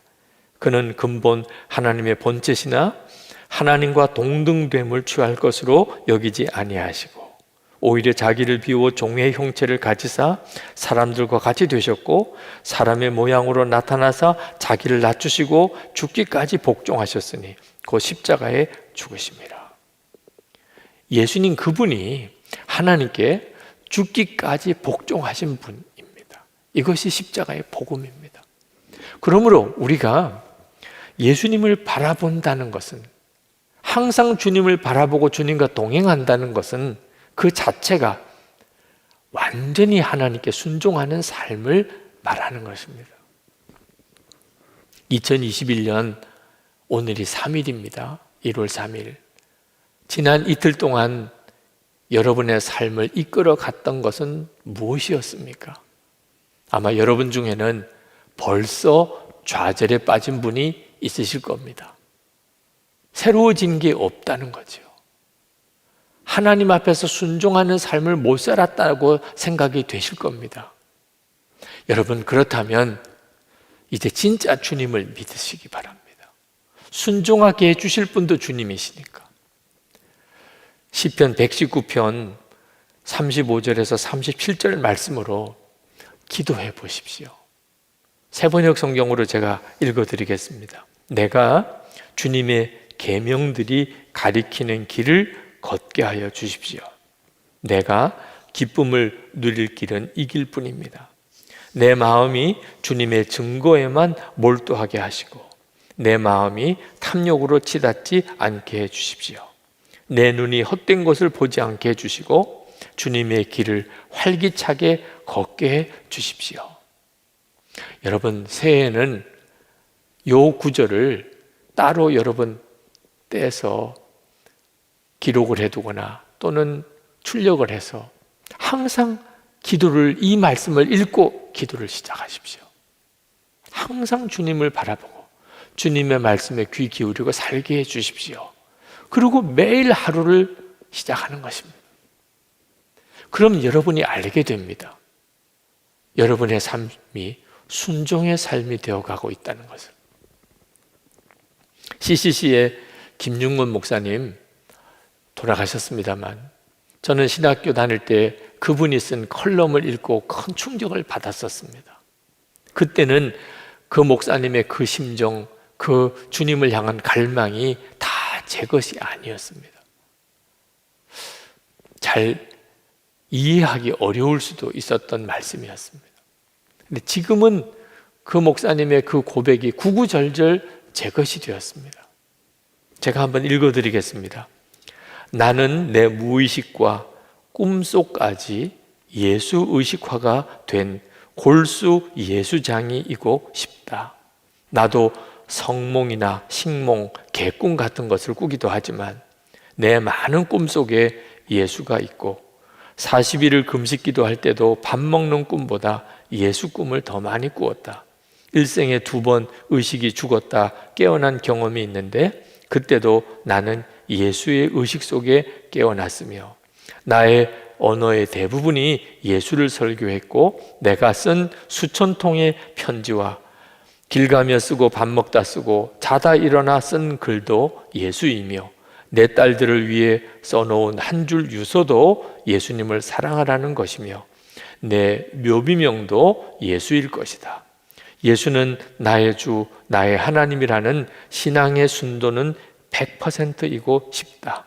내게 흠도 티도 없는 최후의 순수하고 진실한 것이 있다면 목숨이 12번 다한 후에라도 더욱 사랑하고만 싶은 예수님이다. 여러분, 하나님께 순종하는 삶은 예수님을 향한 이런 갈망에서부터 이루어지는 것입니다. 예수님과 온전히 하나 되고 주님과만 동행하고 싶고 예수님 한 분이면 충분한 그 믿음으로 살고 싶은 마음이 간절해진 사람은 하나님께 순종하는 삶을 살게 됩니다. 예수님 그분이 죽기까지 복종하신 분이기 때문에 그렇습니다. 이것이 순종의 첫걸음이고 모든 순종의 완성입니다. 저는 말씀을 전할 때마다 항상 두려움을 경험합니다. 사람 앞에 서는 컴플렉스, 그게 저에게 있습니다. 내가 설교를 잘할 수 있을까? 내가 말씀을 전하면 은혜가 될까? 성령께서는 정말 설교 때 역사해 주실까? 그런 두려움이 저를 사로잡습니다. 그때마다 제가 하는 일은 주님 앞에 주님을 바라보며 기도하는 겁니다. 참 놀랍게도 그렇게 하면 제 마음속에 있는 그런 두려움, 그런 또 의심이 정말 어느덧 다 사그러져 버립니다. 놀라운 마음의 평안이 오고 하나님이 나를 통해 말씀하실 것이라는 확신이 생깁니다. 큰 집회를 앞두고는 더 그렇습니다. 그때 가서야 말씀을 전하러 이렇게 강단에 서게 됩니다. 그러면 주님의 역사를 항상 경험하곤 합니다. 한 번은 어느 교회 집회를 갔었습니다. 참 쉽지 않은 집회였습니다. 교회의 영적인 분위기도 쉽지 않았습니다. 이런 집회에 내가 꼭 와서 설교해야 되나, 그런 마음의 회의도 있었습니다. 역시 그때도 하나님께 기도했습니다. 이런 상황이지만 주님은 역사하신다, 그런 답을 주셔서 말씀을 전하고 왔습니다. 바로 그 다음 날 그 교회 교인 한 분이 메일을 보내왔습니다. 목사님, 저는 이번 부흥회 때 목사님께서 설교하시는 중에 주님을 만났습니다. 저는 오래전 큰 은혜 체험을 하였으나 하나님과의 약속도 지키지 못하였고 죄도 너무 많이 지어서 회개조차 나오지 않았었습니다. 저는 하나님께서 저를 버리셨다고 생각하였습니다. 하나님께서 여전히 저를 사랑하시고 함께 하신다는 아무런 증거도 찾을 수 없었기 때문입니다. 이번 부흥에도 사실 어떤 기대를 갖고 참석한 것은 아니었습니다. 교회 광고 듣고 아무 기대 없이 참석하였는데 목사님 설교 중에 성령의 근심에 대한 말씀을 듣고 얼마나 울었는지 모릅니다. 그동안 제 마음을 무겁게 하던 느낌이 내 안에서 계시는 성령께서 근심하시는 것이라는 것을 비로소 깨달았습니다. 너무 죄송했지만 동시에 너무 감사했습니다. 목사님, 제게 성령께서 여전히 함께 하신다는 것을 깨닫게 해주셔서 정말 고맙습니다. 제 생각과 판단만 가지고 결정했다면 이런 일을 경험하지 못했겠지요. 제 판단과 생각, 느낌을 주님 앞에 내려놓고 오직 주님께서 하라고 하시는 대로 한 걸음씩 나아갔더니 하나님이 역사하시는 것을 삶 속에서 경험한 겁니다. 여러분, 순종 어려운 삶 아닙니다. 하나님께서 내 삶에 간섭에 들어올 수 있도록 기회를 드리는 것입니다. 순종, 그것은 하나님께서 내 삶에 역사하시도록 길을 열어드리는 것입니다. 여러분 중에 하나님은 내 삶에 도무지 역사하시는 것 같지 않아, 그렇게 생각하시는 분들이 있다면 여러분이 하나님께 순종으로 나아가지 않으니까 주님께서 여러분의 삶에 역사하실 수 없었던 것입니다. 새해 저와 함께 오직 순종의 삶을, 주님을 바라보며 주님이 기뻐하시는 것이 무엇일까, 그 생각만 하며 순종의 삶을 살아보지 않으시겠습니까? 정말 솔직히 제 심정은 여러분에게 광고해서 오래 순종만 하며 살리라. 매일 주님 바라보며 그렇게 순종의 삶을 주님이 기뻐하시는 것만 그렇게 순종하며 살아보리라 결심하시는 분들 로비에 신청하세요. 온라인에 접수해서 등록하세요. 이런 광고를 하고 싶은 심정입니다. 여러분, 매일 매 순간 주님이 기뻐하실 것만 생각하고 하나님께 순종해야지 그렇게만 매일매일 살아보신다면 2021년 어떤 해가 될지 지금은 도무지 가늠할 수도 없지만 반드시 간증책 하나가 나옵니다. 제가 지난 10년 동안 예수 동행 일기를 쓰면서 매일 주님을 바라보고 또 그렇게 계속 꾸준히 살고 싶어서 10년을 살아왔습니다. 제 인생의 전환점이 되고 제 신앙의 전환점이 되었습니다. 지난 10년이.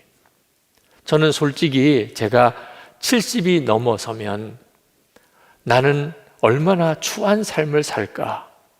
그게 걱정이었습니다.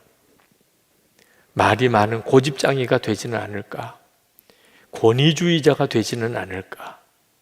노욕이 심하고 노여움이 심한 자가 되지는 않을까? 시대착오적인 생각에 빠져서 사람들을 힘들게 하지는 않을까? 심약해지지는 않을까? 성령으로 시작하였으나 육신으로 마치게 되지는 않을까? 그런 걱정이 되는 겁니다. 왜? 그런 사람들을 너무 많이 보았기 때문입니다. 저라고 뭐 다를 무슨 보장이 있겠습니까? 그런데 10년 동안 주님과 동행하는 삶을 살고 매일 주님을 바라보려고 살려고 하면서 제 속에 믿음이 바뀌었습니다. 고린도후서 4장 16절 그러므로 우리가 낙심하지 아니하노니 우리의 겉사람은 낡아지나 우리의 속사람은 날로 새로워지도다. 이 말씀이 믿어지는 거예요. 어떤 분들에게는 교만하게 들릴지 모르겠지만 하나님의 약속이 믿어지는 거예요. 믿으려고 하는 게 아니고 믿어지는 거예요. 10년 동안 매일 주님을 바라보려고 했던 것뿐입니다. 하나님의 놀라운 약속이 믿어지는 거예요. 제가 이렇게 10년 동안 꾸준히 주님을 바라보고 매일 그것을 일기로 쓸 수 있었던 것이 무슨 힘이었을까? 목사님들과 선교사님들과 우리 장로님들과 함께 나눔 방에서 예수 동행 일기를 썼었기 때문이라는 사실을 깨달았습니다. 아마 저 혼자서 그렇게 결심하고 그렇게 일기를 쓰려고 했다면 아마 10년 동안을 이렇게 쓸 수 있었을까 싶은 생각이 듭니다. 여러분, 순종의 삶을 사는 것, 주님을 바라보고 사는 삶을 사는 일에 우리가 서로 함께 해야 합니다. 아직까지 예수 동행 일기를 쓰지 못하시는 분이 있다면 이제 시작하십시오. 정말 여러분에게 권해드립니다. 매일 쓰지 못하고 그저 이따금씩 쓰시는 분이 있다면 한 줄 일기라도 좋으니 매일 쓰십시오. 그리고 반드시 나눔 방에서 함께 쓰십시오. 우리는 우리 스스로 주님을 바라보고 사는 삶에 그조차도 끝까지 살아갈 힘이 없습니다. 서로의 도움이 필요해요. 내가 쓰러지면 다른 사람이 붙잡아 줘야 되고 다른 사람이 쓰러지면 내가 그를 붙들어 주면서 그렇게 주님 앞에 주님을 바라보며 나가야 됩니다. 그러면 반드시 우리의 눈을 더욱 열어주십니다. 그리고 우리의 삶이 하나님께 순종의 삶을 살게 만드십니다. 그때 비로소 우리는 예수 그리스도 안에서 하나님이 허락하신 새로운 살 길이 되신다. 주님이 바로 그 삶의 본체시다. 그 사실을 경험하게 됩니다. 이것은 여러분 자신뿐만 아니고 여러분의 가족과 주위 모든 사람에게 말할 수 없는 복이 되는 것입니다. 2021년 오직 하나님께 순종만 하며 사십시다. 우리 이 시간에 같이 기도하겠습니다. 새해 첫 주일 예배입니다. 주님의 역사를 믿으십시오. 순종하며 사는 것이 영적으로 강한 자입니다. 그리고 어떤 일도 두려워하지 마십시다. 하나님의 역사를 기대하십시다. 주님, 나로 하여금 주를 바라보며 항상 주님 기뻐하실 일만 생각하며 순종의 삶을 살게 하소서. 기도하겠습니다. 오늘 우리에게 주시는 하나님의 말씀은 요한복음 2장 1절에서 11절 말씀입니다. 사흘째 되는 날에 갈릴리 가나에 혼인잔치가 있었다. 예수의 어머니가 거기에 계셨고 예수와 그의 제자들도 그 잔치에 초대를 받았다. 그런데 포도주가 떨어지니 예수의 어머니가 예수에게 말하기를 포도주가 떨어졌다 하였다. 예수께서 어머니에게 말씀하셨다. 여자여, 그것이 나와 당신에게 무슨 상관이 있습니까? 아직도 내 때가 오지 않았습니다. 그 어머니가 일꾼들에게 이르기를 무엇이든지 그가 시키는 대로 하세요 하였다.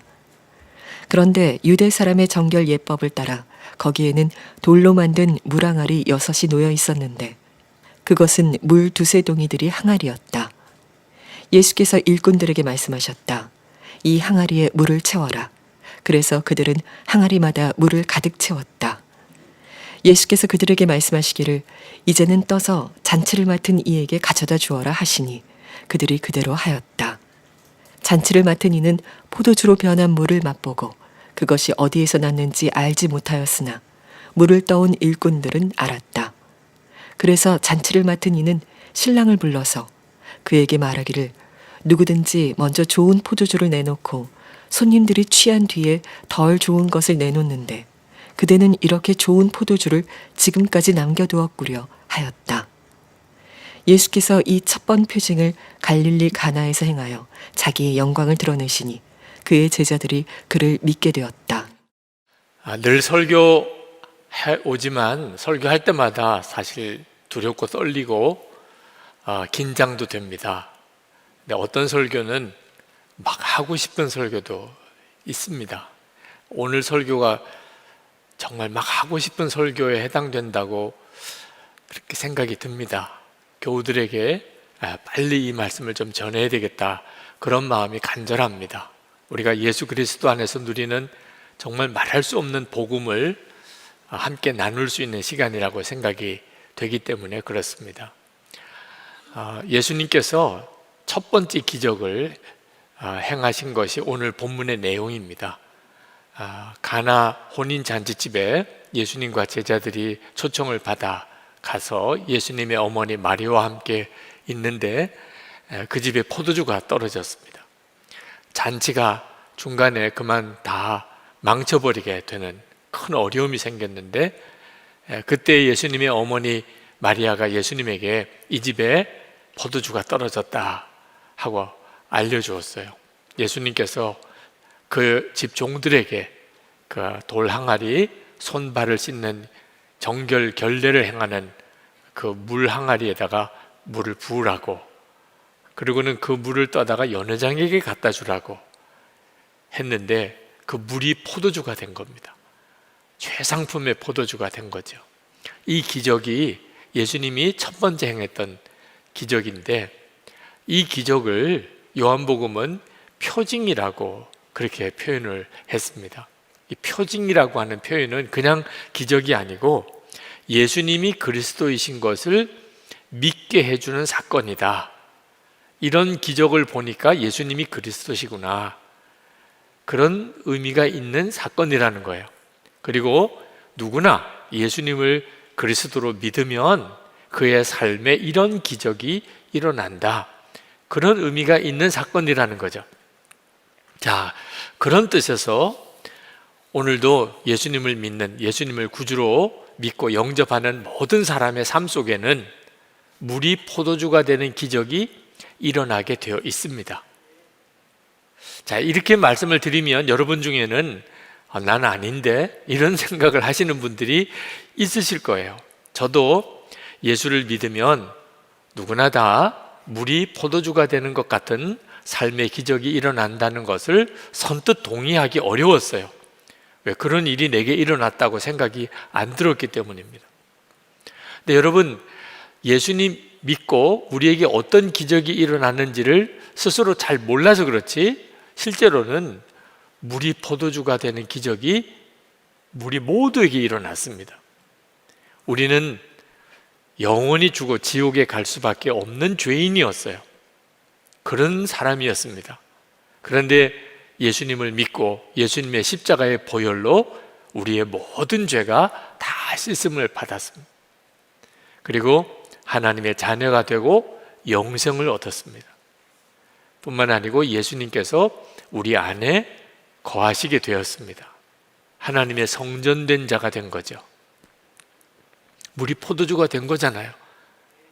오늘 여기 계신 분 중에 또는 영상으로 이 설교를 듣는 분 중에 예수님을 진짜 믿고 구주로 영접했는데 그런 은혜가 임하지 않은 분이 있나요? 누구든지 예수님을 정말 구주로 영접하면 모든 죄가 사함받고 그리고 영생을 얻고 하나님의 자녀가 되고 그리고 예수님이 그 마음에 거하시게 되지 않습니까? 우리에게는 정말 물이 포도주가 되는 기적이 예수님 안에서 일어났습니다. 그저 속죄야만 받은 게 아닙니다. 우리는 이제 거룩하게 되고 사랑으로 사는 사람이 됩니다. 이건 역시 우리 안에 오신 예수님께서 이루어 주실 것입니다. 물이 포도주가 되는 것은 우리가 하는 게 아니고 주님이 하시는 것입니다. 빌립보서 1장 6절 말씀에 너희 안에서 착한 일을 시작하신 이가 그리스도 예수의 날까지 이루실 줄을 우리는 확신하노라. 우리 안에 구원의 사건을 일으키신 주님이 우리에게 허락하신 거룩한 사람, 사랑만 하는 사람 되게 만드십니다. 데살로니가전서 5장 23절, 24절에 이렇게 말씀했습니다. 평강의 하나님이 친히 너희를 온전히 거룩하게 하시고 또 너희의 온 영과 혼과 몸이 우리 주 예수 그리스도께서 강림하실 때에 흠없게 보존되기를 원하노라. 너희를 부르시는 이는 미쁘시니 그가 또한 이루시리라. 할렐루야. 하나님이 이루실 겁니다. 누구든지 예수님을 믿고 주님을 바라보는 눈이 열리고 나면 그의 삶은 물이 포도주가 되는 인생이 됩니다.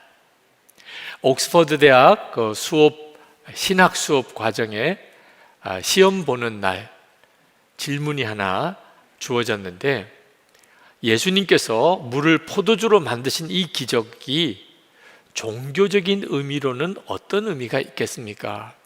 그게 질문이었어요. 시험 문제.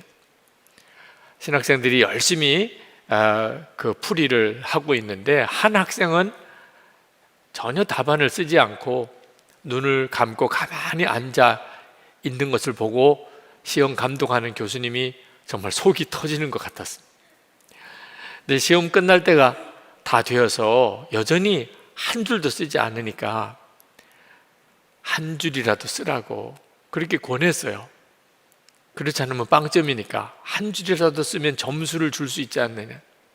그랬더니 이 신학생이 눈을 뜨고 마지못해서 펜을 들고 한 줄 답을 썼습니다. 물이 주인을 만나서 얼굴이 붉어졌다. 기가 막힌 답을 썼어요. 유명한 낭만파 시인 바이런입니다. 그 바이런의 대답이 정말 정답이에요. 물이 자기의 주인인 예수를 보고 얼굴이 붉어진 거죠. 사랑하는 사람을 만나면 얼굴에 표시가 나잖아요.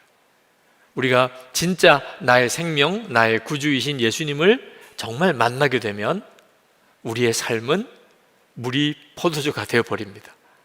인생이 완전히 바뀌어버립니다. 여러분 하영록 목사님 아시죠? 그 목사님이 메이크 뮤직이라고 하는 책을 쓰셨는데 그 책 속에 아버지 이야기를 하셨어요. 그 하영록 목사님의 부친이 참 훌륭하신 분이더라고요. 6.25 전쟁 때 10대 때 학도병으로 지원을 해서 참전했고, 그리고 13년 동안이나 부산 나환자촌에서 거기서 나환자들을 섬기는 일을 하셨고, 그리고 미국에 이민을 가셔서 정말 마기를 해가면서 가족을 부양하고 또 공부도 하신 분입니다. 그런데 하영록 목사님 말씀에 들어보니까 그 어릴 때 그 식사 시간이 그렇게 힘들었대요.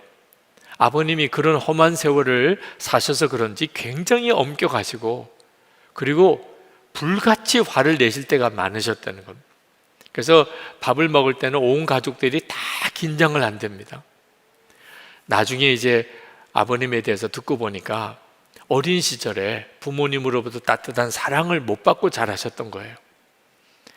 그 아버지의 아버지, 할아버지가 아내가 2분이셨어요. 그런 가정 배경에서 자랐기 때문에 아버지도 마음에 상처가 많으셨고, 그래서 그 아들에게 상처가 물려진 거죠. 그런데 예수님을 만나고, 인격적으로 주님을 만나고 난 다음에 그 어릴 때 그렇게 무서웠던 식사 시간, 그러니까 마음에 상처가 되었던 그때 그 기억이 다 하나님의 축복으로 바뀌더라는 거예요. 이렇게 쓰셨습니다. 나는 아버지와 식사하면서 상대의 이야기에 경청하는 법을 배웠고, 무슨 말을 해야 하고 하지 말아야 하는지를 배웠다.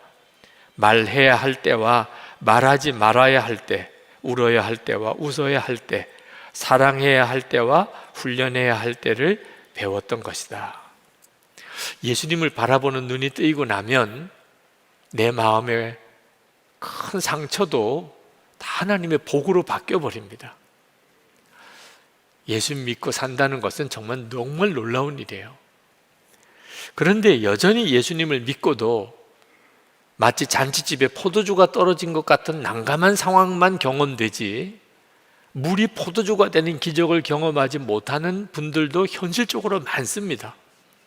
오늘 지금 이 자리에도 지금 이 말씀을 듣는 분들 중에도 목사님, 지금 제 심정은 잔치집에 포도주가 떨어진 것 같아요, 그런 분들이 많으세요.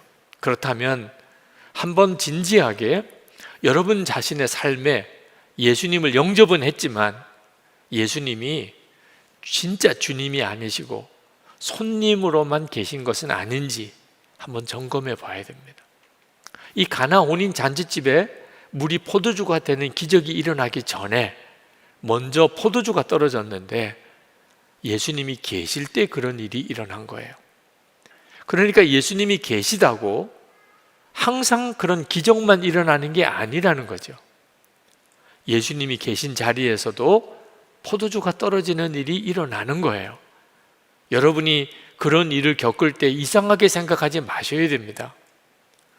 예수님의 어머니 마리아가 예수님에게 이 집에 포도주가 떨어졌다 그렇게 이야기를 했을 때 예수님께서 그것이 어머니와 나에게 무슨 상관이 있습니까? 아직 내 때가 이르지 않았습니다, 이렇게 대답을 하셨어요. 예수님이 왜 그런 말씀을 하셨을까요? 예수님의 때는 도대체 어느 때를 말하는 겁니까? 이 예수님의 때라는 것은 예수님이 그리스도로서의 사역을 시작하실 때, 그런 의미입니다. 그러니까 그런 때가 지금 이 집에서는 이루어져 있지 않다는 거예요. 왜 그렇지요? 예수님이 손님이셨으니까. 어머니, 저는 이 집의 손님이잖아요. 이 집에서 포도주가 떨어지는 일이 일어났다고 하더라도 그게 지금 나에게 무슨 상관이 있습니까?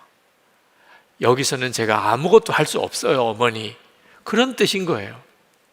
여러분, 우리의 삶 속에서도 예수님이 주님이 아니시고 손님이시면 주님은 안타까운 마음만 가지고 계시지 아무것도 못 하시는 거예요.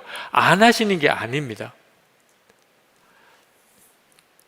우리가 직장에서 시간 1시간을 써도 다 결제를 맡잖아요.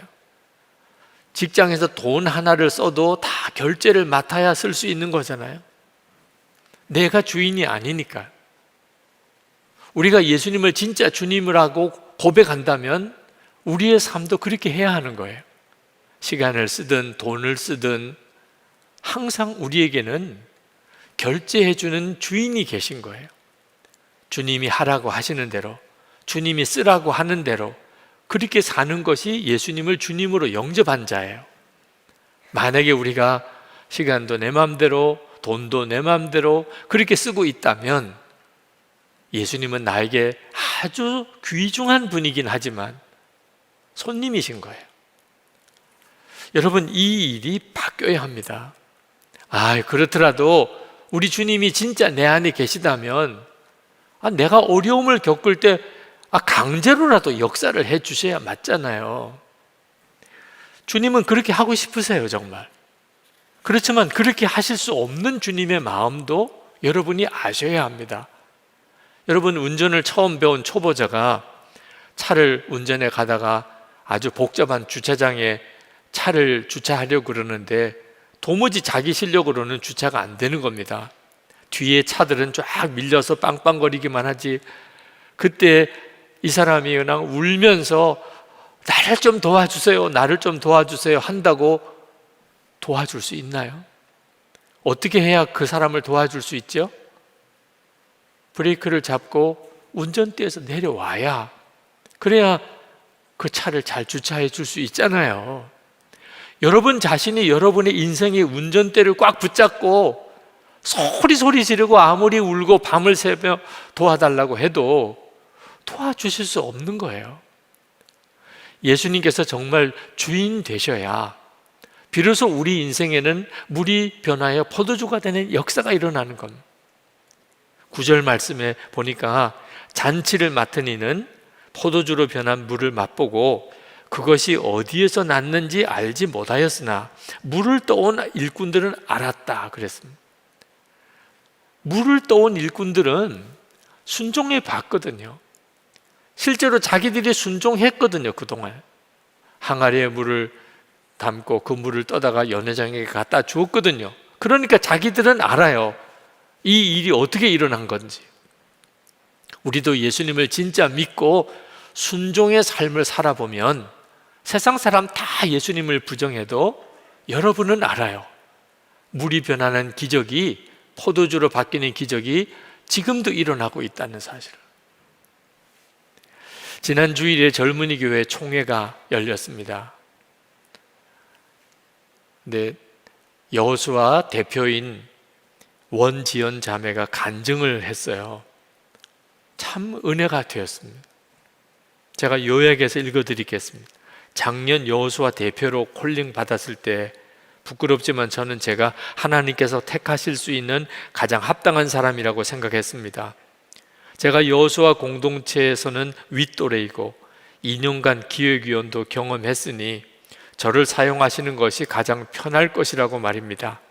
하지만 지금 1년을 돌아볼 때 사실 저는 하나님의 가장 비효율적인 선택이었음을 깨닫습니다.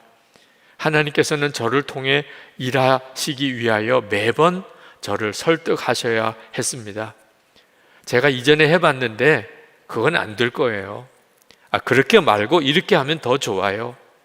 저의 얕은 지식과 경험을 전능하신 하나님 앞에 들이미는 교만한 저를 하나님께서는 끝까지 포기하지 않으셨습니다. 저에게 하나님의 음성을 따라 한 걸음 한 걸음 내딛는 삶을 알려주기 위하여 하나님께서는 기꺼이 비효율적인 선택을 하신 것이었습니다.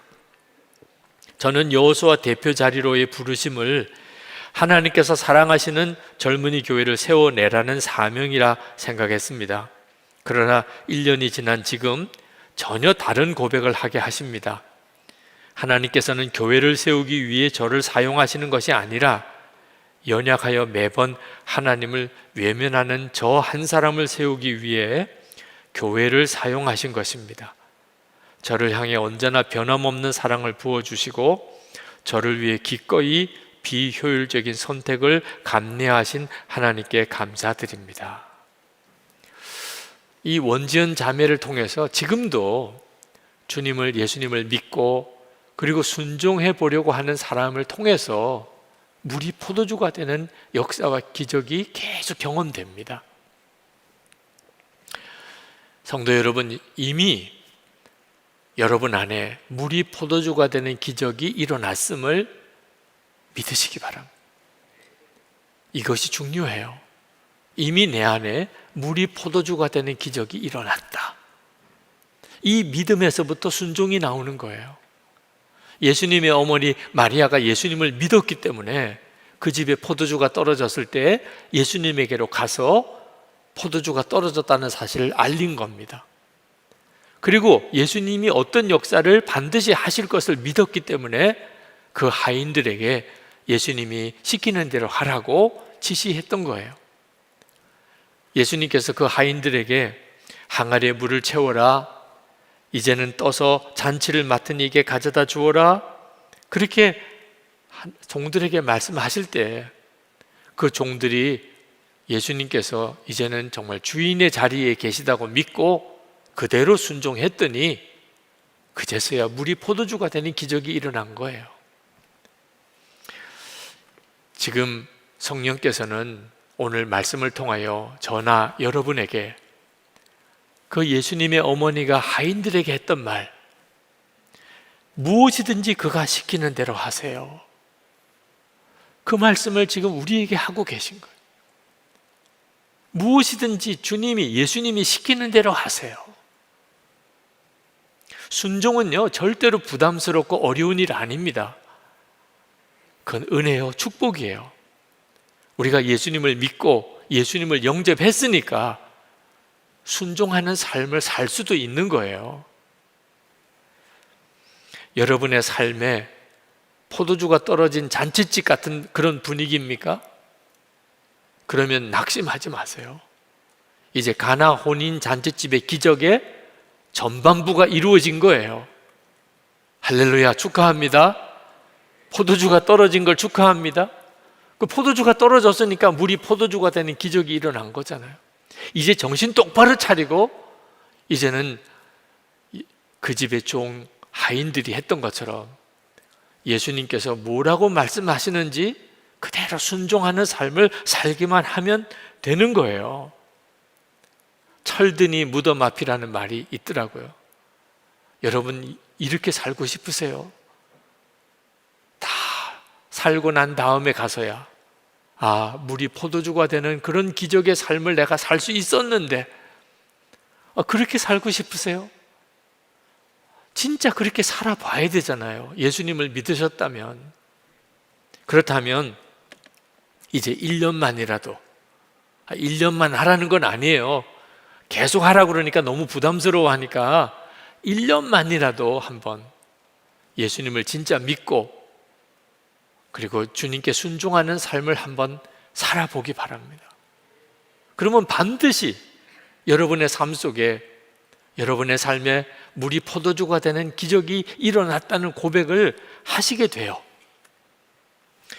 우리가 시작할 순종은 날마다 주님을 바라보는 거예요. 날마다 바라보는 것을 바꾸는 거예요. 우리가 날마다 보고 듣는 게 있습니다. 그것 때문에 우리 인생이 다르게 살게 되는 거예요. 날마다 돈만 바라보고, 날마다 세상 성공만 바라보고, 날마다 뭘 먹을까, 어디가 재밌을까, 이렇게만 바라보고 사는 인생을 사니까 잔치집에 포도주가 떨어지는 것 같은 일을 겪게 되는 거예요. 날마다 예수님 바라보고 그리고 주님께 순종하는 삶을 살 수 있는 은혜를 우리는 받았어요. 이제는 진짜 그렇게 살아봐야 돼요. 1년만 해보시라니까요. 날마다 주님을 바라보고 사는 것 자체가 물이 포도주가 된 인생이에요. 그리고 우리의 삶에 계속해서 물이 포도주가 되는 기적을 경험하는 열쇠기도 합니다. 올해 예수동행교회 2주년 감사 예배가 있었는데 그때 한 성도님이 간증을 하셨어요. 근데 그 성도님이 간증을 하면서 간증 요청을 받고 마음에 굉장히 갈등이 생기더래요. 작년에는 어머님이 암에 걸리셨고, 근데 그 암 때문에 오히려 어머님이 구원을 받으셨어요. 그런 극적인 사건이 있었습니다. 그래서 그때는 간증할 게 있었어요. 근데 올해는 그런 극적인 사건이 없어요. 야, 간증은 하라 그러는데 올해는 간증할 게 없다. 그런 난감한 상황에 처해졌었는데 기도 중에 깨달아지는 게 있더래요. 그런 극적인 사건이 일어난 것도 간증이지만 그런 극적인 사건이 일어나지 않은 것도 간증이잖아. 더 큰 은혜잖아. 그 깨달아지더래요. 어머님이 암에 걸리고 그것 때문에 예수 믿게 되고 이것도 간증이지만 그 부모님이 이제는 늘 일상처럼 주일이면 하나님 앞에 예배드리게 된 거, 이건 더 큰 은혜잖아. 이 사실이 확 깨달아지더라고. 그래서 하나님 앞에 하나님 저 간증거리가 없어요 그랬던 게 얼마나 부끄럽게 느껴졌는지. 더 놀라운 은혜의 삶을 살고 있으면서 아니 죽을 병에 걸렸다가 다시 구원받는 게 그게 그렇게 꼭 좋은 거냐. 지금 늘 부모님이 하나님께 예배드리고 사는 것은 더 큰 은혜가 아니냐. 그거 깨달았다고. 이분이 학교 교사신데 요즘에 새로 되시는 교사들은 참 난감하더랍니다. 20, 30대 아주 젊은 세대 교사들이 어느 날 회의 시간에 교사라고 학생들을 다 사랑할 필요가 있나요? 우리도 한 명의 직장일 뿐이죠. 이렇게 말을 하는데 동의하는 교사들이 많더래요. 이번에 새로 간 학교도 바로 앞에 있는 책상에 계신 선생님이 교사가 직업 윤리만 지키면 되지 굳이 학생을 사랑해야 할까요? 저는 세상에서 헌신이라는 단어가 가장 싫어요. 이렇게 말을 하는 것을 듣고 자기는 사명감을 가지고 학교 교사를 하고 있는데 자기 같은 사람이 오히려 다른 교사들에게 불편을 주는 존재가 되어버린 게 너무 난감하더라고요. 그래서 마음에 낙심이 될 때가 많은데 예수 동행 일기를 쓰면서 그런 어려움을 일기에 이렇게 털어놓으면 그 나눔방 지체들이 아주 벌떼같이 댓글로 격려해주고 위로해주고 그래서 다시 힘을 얻는다는 거예요. 그러면서 그분이 이것이 제 간증입니다. 주님이 제 삶의 모든 문제들을 단번에 다 해결해 주셨다는 것이 아니라 그날의 고비고비를 넘어갈 수 있도록 늘 함께 해주시는 주님이 저의 간증입니다. 그렇게 고백을 했어요. 여러분, 정말 날마다 주님과 동행하며 주님을 바라보고 살게 되는 것 자체가 여러분의 인생의 물이 포도주가 되는 것 같은 놀라운 기적입니다. 그러면 충분하잖아요. 그죠? 최근에 예수 동행 일기를 쓰시기 시작하신 지 40일 되신 목사님이 소감을 이렇게 쓰셨어요. 제가 조금 요약해서 핵심만 말씀드리겠습니다. 잠 깰 때부터 잠 잘 때까지 예수님을 생각하면서 오늘도 살고 있다. 예수님이 내 마음에 계신 것이 점점 믿어진다. 동행일기 쓰기 전에도 예수님이 내 안에 계시다고 믿었지만 말과 행동은 내 마음대로였다. 그러나 지금은 예수님이 함께 하심이 믿어지면서 말과 행동이 자제된다. 아내와의 싸움이 거의 사라졌다. 특히 차만 함께 타고 가면 늘 싸웠는데 동행일기 쓰면서부터 싸우지 않은 지가 벌써 한 달이 넘었다. 일주일에 한두 번은 19금 성인 만화 보았는데 안 본 지가 한 달이 넘었다. 지금은 보고 싶은 마음도 사라졌다. 가장 끊기 힘들 정도로 시간 낭비가 심했던 인터넷 뉴스, 유튜브 보기가 또 댓글 달기가 이제는 끊어졌다. 동행일기 쓰기 전에도 노력은 해보았지만 되다 안 되다 반복이었다. 그러나 일기를 쓰고 나누니 반복되는 죄를 다시 하고 싶지도 않고 하지 않게 되었다. 아내와 딸을 전보다 더 친절하고 다정하게 대하고 있다. 집안이 평화롭고 화목하다. 아내의 잔소리를 오래 참게 되고 아내의 잔소리가 내게 필요함을 느낀다. 아내가 집에서 내가 하는 모습을 장모님께 이야기하니까 장모님이 우셨다고 했다. 집안의 웃음도 회복되었다. 예수 동행일기를 만난 2021년은 내 신앙의 분기점이다. 여러분, 이제는 진짜 분명하게 예수님을 믿고 한번 순종의 삶을 살아보세요. 예수님, 저와 함께 계시고 제 주인이십니다. 이제는 제 마음대로 안 살겠습니다. 이제는 먹고 사는 걱정 안 하겠습니다. 그저 오직 주님 기뻐하시는 일만 그렇게 한번 해보겠습니다. 언제나 예수님 함께 하심을 정말 바라보면서 순종하며 살겠습니다. 여러분, 정말 그렇게 고백하면서 1년만 살아보세요. 1년을 살아보려면 결단만 해서는 안 됩니다. 빨리 뜻이 맞는 사람하고 동행일기 나눈 방 만드셔야 돼요. 그리고 서로 약속하고 우리 한번 1년만 살아봅시다. 진짜 물이 포도주가 되는 기적이 내 삶에도 우리 삶에도 일어나는지, 그리고 1년 뒤에 우리 간증 집회 한번 합시다. 지금부터 접수 받겠습니다. 믿음으로 저를 증인으로 주님 세워주신 걸 믿습니다. 내가 간증할게요. 지금 우리 집에 포도주가 떨어졌거든요. 그러니까 반드시 제가 간증하게 될 겁니다. 한번 해보세요. 기도하겠습니다. 주님, 제 삶에도 물이 포도주가 되는 그 기적이 증거되게 해주세요. 가정에도 제 심령에도 그리고 내 일터에서도 정말 물이 포도주가 되었다고 그렇게 노래하고 고백하며 살게 해 주옵소서. 통성으로 기도하겠습니다.